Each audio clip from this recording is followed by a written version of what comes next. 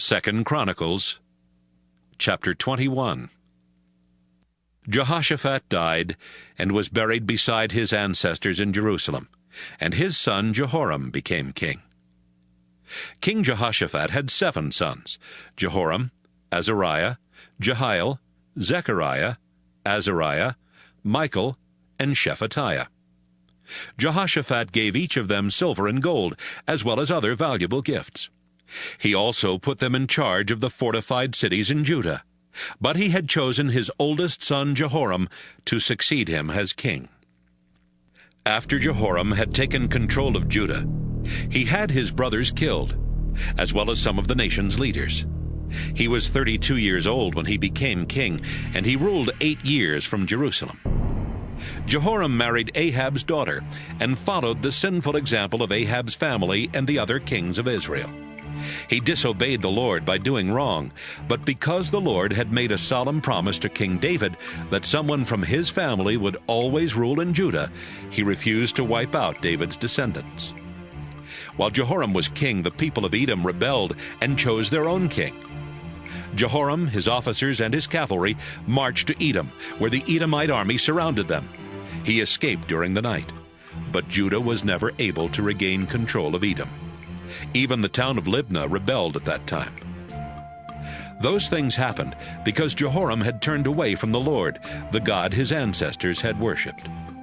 Jehoram even built local shrines in the hills of Judah and let the people sin against the Lord by worshiping foreign gods.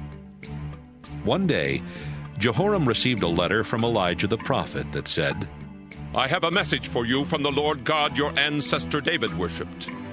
He knows that you have not followed the example of Jehoshaphat your father or Asa your grandfather. Instead, you have acted like those sinful kings of Israel and have encouraged the people of Judah to stop worshiping the Lord, just as Ahab and his descendants did. You even murdered your own brothers, who were better men than you. Because you have done these terrible things, the Lord will severely punish the people in your kingdom, including your own family, and he will destroy everything you own. You will be struck with a painful stomach disease and suffer until you die." The Lord later caused the Philistines and the Arabs who lived near the Ethiopians to become angry at Jehoram. They invaded Judah and stole the royal property from the palace, and they led Jehoram's wives and sons away as prisoners.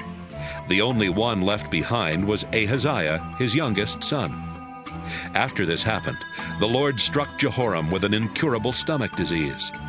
About 2 years later, Jehoram died in terrible pain. No bonfire was built to honor him, even though the people had done this for his ancestors. Jehoram was 32 years old when he became king, and he ruled 8 years from Jerusalem. He died, and no one even felt sad. He was buried in Jerusalem, but not in the royal tombs.